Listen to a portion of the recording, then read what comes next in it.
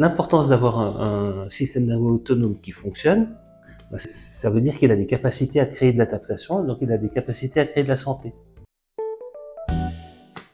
Alors, le HRV ou la variabilité de la fréquence cardiaque, ça mesure chaque fois le temps entre deux battements. Le temps entre deux battements cardiaques n'est pas régulier, d'accord?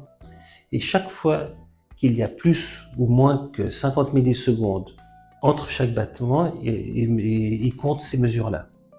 D'accord? Il compte l'intervalle entre deux battements et plus ou moins que 50 millisecondes. Puis à partir de ce chiffre-là, en fonction du nombre de battements, ils arrivent à faire des calculs scientifiques.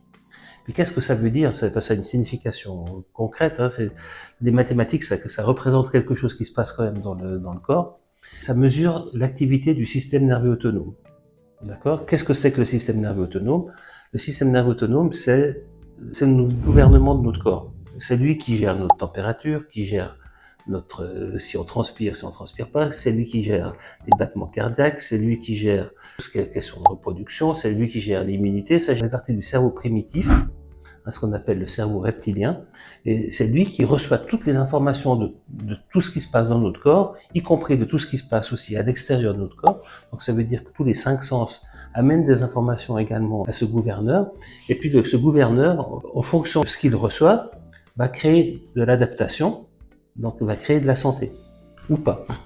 D'accord? L'importance d'avoir un système nerveux autonome qui fonctionne, ça veut dire qu'il a des capacités à créer de l'adaptation, donc il a des capacités à créer de la santé.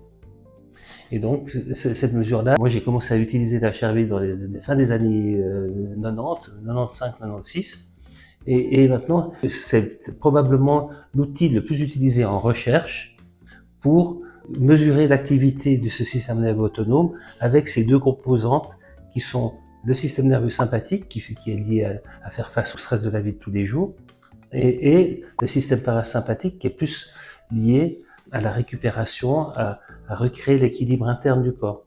Cette variabilité cardiaque mesure la puissance du système parasympathique et du système sympathique et de l'équilibre entre ces deux systèmes qui est hyper important pour mesurer la santé, etc.